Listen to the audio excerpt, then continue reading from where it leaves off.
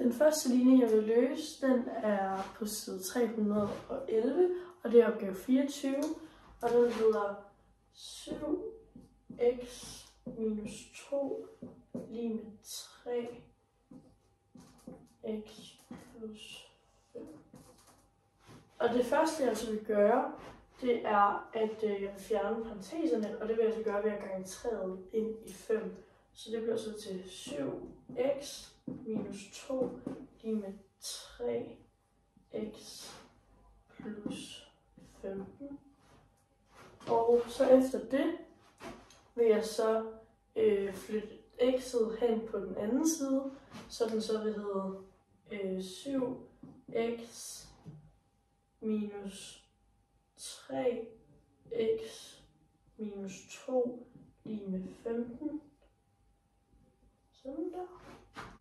Og det bliver jo så automatisk så til 4x minus 2 lige med 15. Så vil jeg så flytte minus 2 hen på den anden side, så det bliver jo så til et plus.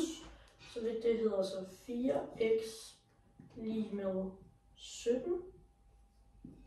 Og så til sidst så vil jeg så dividere 4 på begge sider for at isolere x. Så det bliver så x lige med 17 divideret med 4.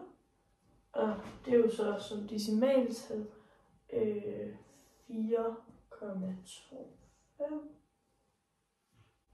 Så løsningen af den første ligning, det er altså x er lige med 4,25.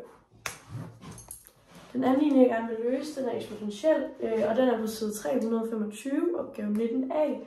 Og den hedder 3 gange 1,5 opløftet i x lige med 18. Og det første jeg gør, det er, at jeg vil isolere 1,5, og det vil jeg så gøre, eller 1,5 opløftet i x, og det vil jeg så gøre ved at dividere med 3 på begge sider. Så det bliver så til 1,5 opløftet i x lige med 18 divideret med 3, og det giver jo så 1,5 opløftet i x lige med 6. Og for at få x ned fra eksponensen, der vil jeg så bruge den der ln-metode, så den kommer til at se sådan her ud. ln 1,5 opløftet i x lige med ln 6. Sådan der.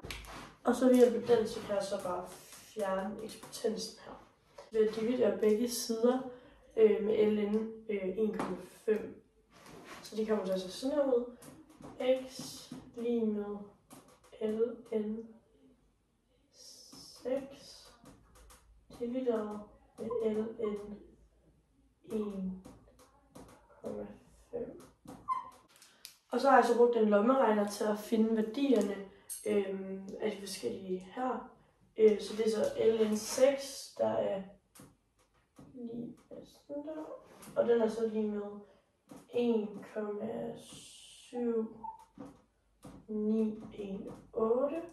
Og den her, den er så den der.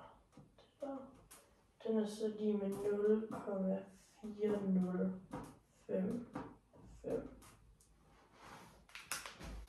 Så til sidst, så kommer den så til at se sådan her ud.